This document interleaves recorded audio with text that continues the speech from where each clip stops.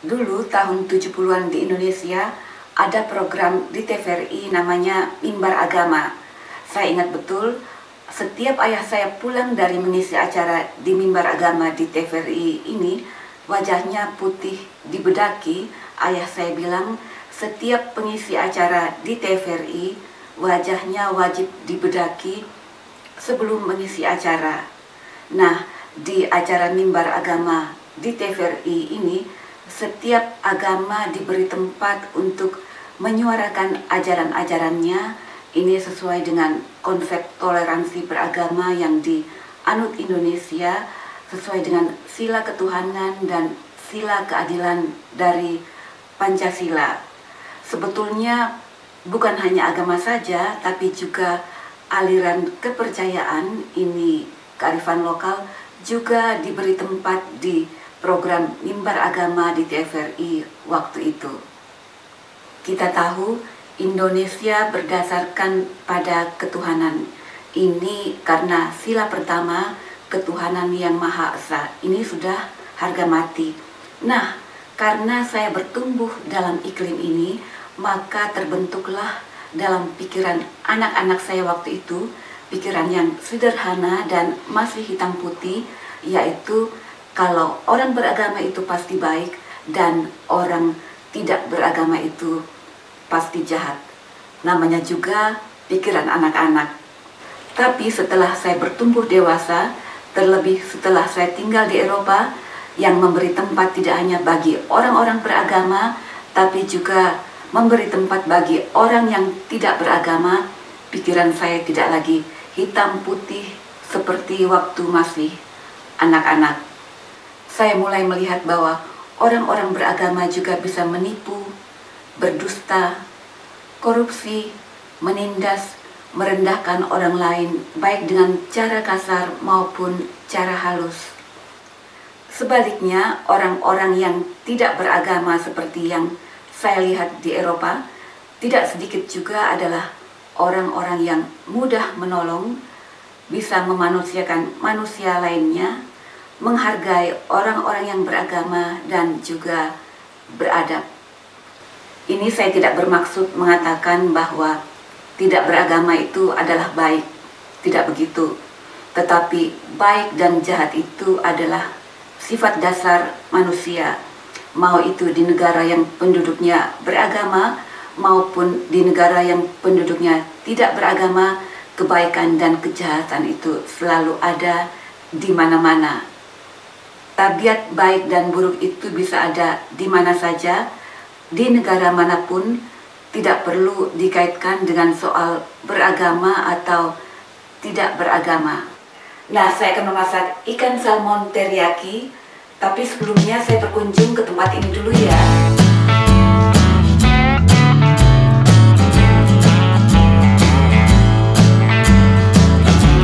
Halo teman-teman, welcome to my channel. Di Jakarta, di daerah Kuningan, ada gedung namanya Erasmus. Nah, patung di belakang saya itu adalah tokoh yang bernama Erasmus itu. Tokoh yang namanya menjadi nama gedung pusat kebudayaan Belanda di Jakarta ini dikenal sebagai peletak dasar toleransi beragama di Belanda. Erasmus dikenal antara lain sebagai imam Katolik, ahli filsafat, pemikir, penulis. Patung Erasmus ini dipajang di depan gereja terpanjang di Belanda, gereja tua berusia kurang lebih 740 tahun. Karena corona, gereja ini tidak dibuka untuk umum. Jadi saya cukup menyusuri bangunan luarnya yang panjang itu. Asik juga menyusuri bangunan gereja tua di kota Gouda ini sambil diselingi adegan perang ala Rambo berikut ini. Waspada terhadap musuh dari belakang.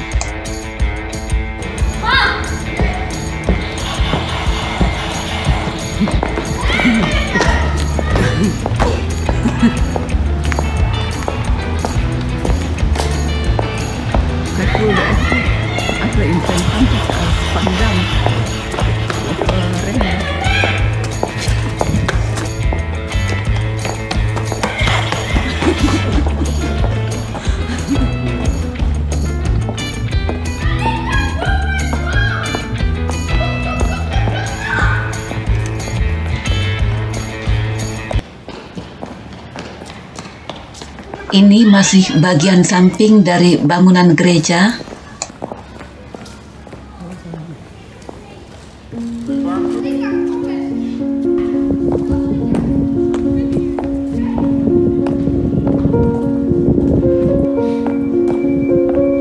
Masih cukup panjang bagian belakang dari gereja ini.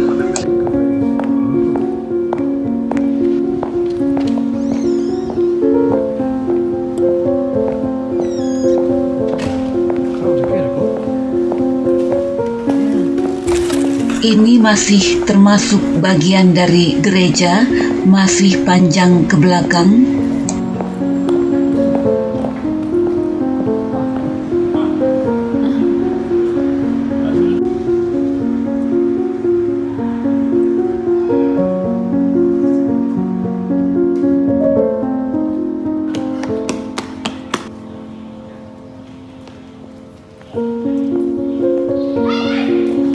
Tampak dari skemanya, gereja panjang ini berbentuk perahu.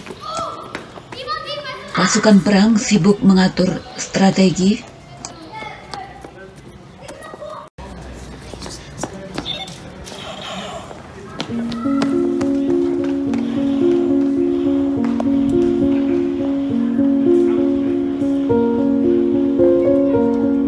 Nah, ini alat kuno dari abad lampau untuk mencuci pakaian. Hanya dipajang sebagai hiasan. Setelah melewati pintu gerbang ini, bangunan gereja ini masih juga panjang ke belakang.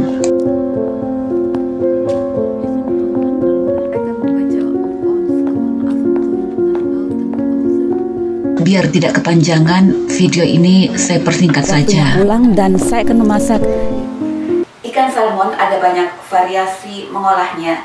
Ada yang suka memasak ikan salmon dengan bumbu yang banyak, ada yang suka dengan bumbu yang simple, ada yang suka mencoba berbagai variasi dalam memasak. Memasak itu bebas-bebas saja sesuai selera. Yang penting, bagi yang kurang pede dalam memasak karena takut hasilnya tidak enak, jangan ragu untuk memulai, jangan takut dicela, karena tidak seorang pun yang berhak menghakimi selera orang, bahkan hakim juga tidak. Nah, salah satu cara simpel untuk mengolah ikan salmon adalah memasak ikan salmon teriyaki. Pemula pun bisa membuatnya.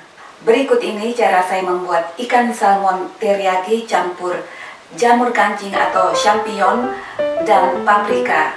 Ikuti terus videonya ya. Pertama-tama ikan salmonnya saya taburi sejumput garam, tidak perlu banyak, dan merica. Salmon tanpa kulit ini saya potong kotak kira-kira 2 x 3 cm, aduk merata lalu diamkan selama 10 menit.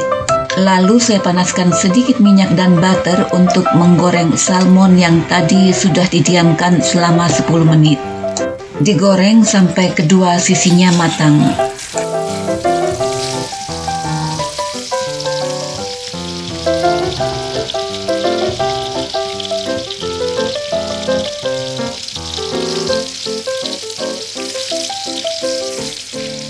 Setelah ikannya matang, biarkan apinya tetap menyala dengan api sedang, lalu taburkan kira-kira 4 sendok makan saus teriyaki. Tidak perlu diaduk, biarkan suhu yang panas membuat saus teriyaki ini meleleh dan aromanya meresap ke dalam ikan. Taburkan parutan jahe atau jahe yang dicincang ke permukaan ikan. Biarkan selama 10 menit. Kemudian panaskan 2 sendok makan minyak, tumis bawang putih dan bawang bombay.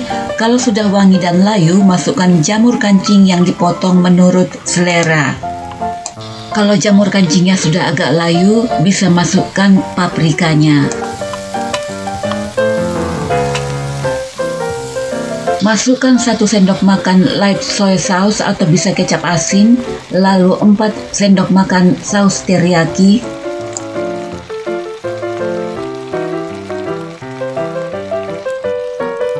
Juga 1 sendok teh merica.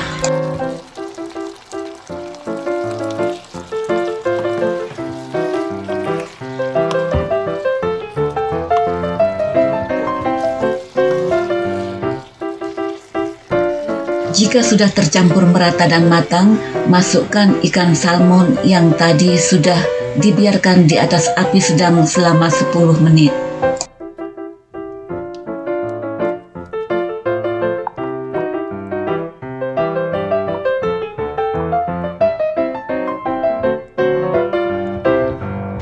Aduk perlahan agar ikannya tidak hancur.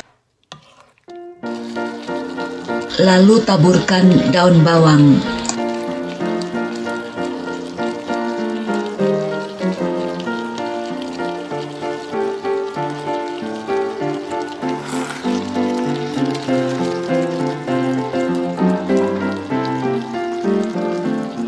Nah, ikan salmon teriyaki ini siap untuk dihidangkan.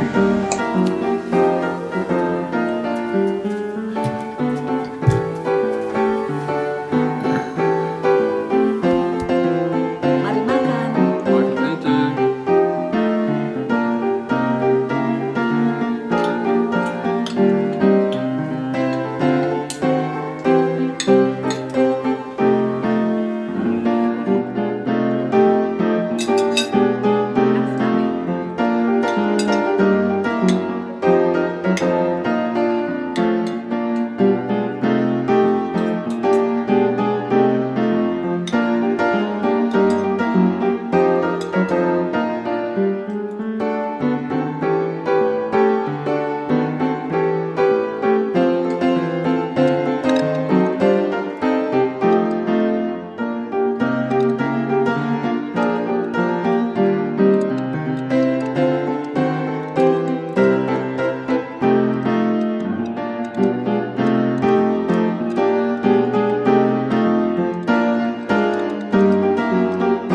Terima kasih sudah nonton video ini. Sampai jumpa di video selanjutnya.